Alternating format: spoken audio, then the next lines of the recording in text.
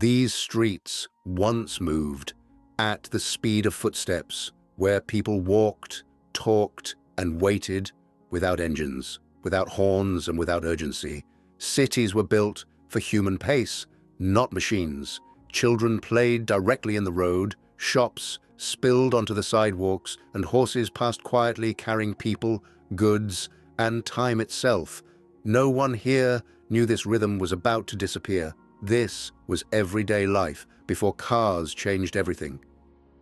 Before cars, the street moved with the same calm rhythm as the people on it, a shared space where no one was pushed aside, where standing still felt normal. Conversations happened in the open, and watching the day pass was part of daily life. There were no lanes, no signals, no lines dividing movement. Speed remained slow, and because it remained slow, the street felt familiar, predictable, and human. Before engines took control, movement followed the limits of the human body. Walking set the tempo.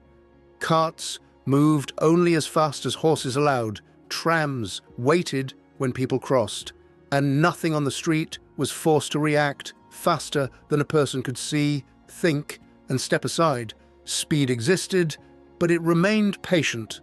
Then something new entered these streets. Small at first, barely noticed, a machine that moved faster than walking, faster than horses, faster than the city was designed to handle.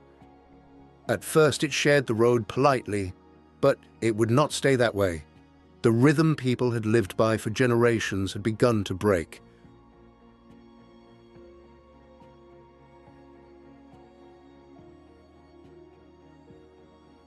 As machines multiplied, the street quietly changed shape. Space that once belonged to everyone began to split. Lines appeared, paths narrowed, and the simple act of crossing the road slowly turned into something that required permission. The street was no longer shared, it was being organized for speed. At first, children were still there, playing between carts, sitting on curbs, running across streets without fear.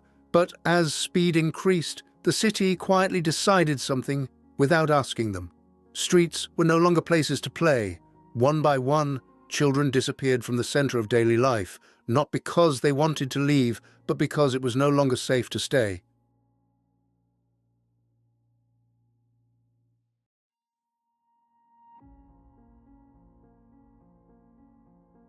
Then, something new appeared.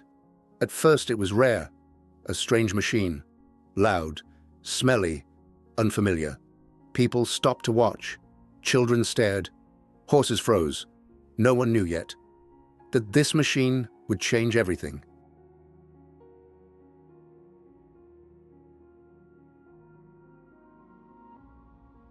At first, nothing felt dramatic. The streets still looked familiar.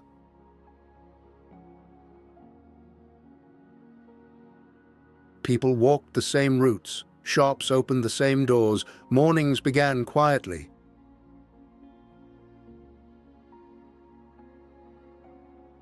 But the city was changing, not suddenly, not loudly.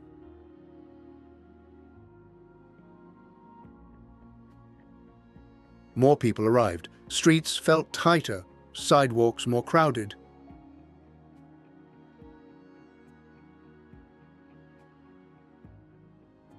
There was less space, less time.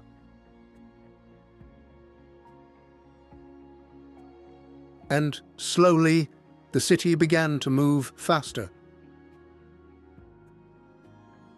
Waiting became normal. Stopping became constant. Every street had to do more, every minute had to count. People were still walking, but the city was already rushing. Then something changed. The city gained speed. It no longer waited for people.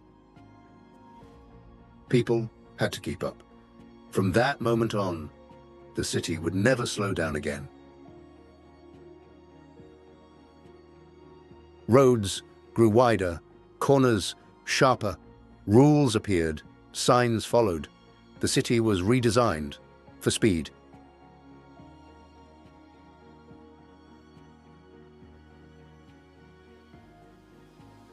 People adjusted, not all at once.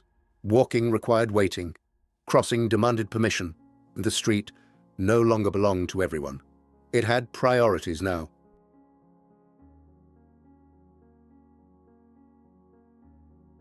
Noise became constant. Movement accelerated. Pauses disappeared.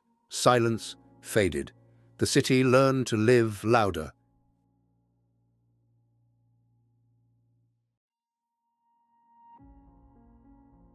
This wasn't chaos, it was a new order, efficient, predictable, and impossible to reverse.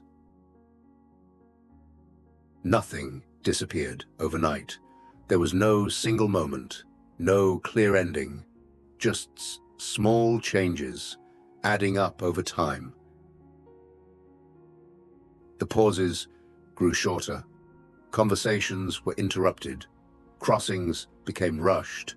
Moments that once lingered now had to fit between signals.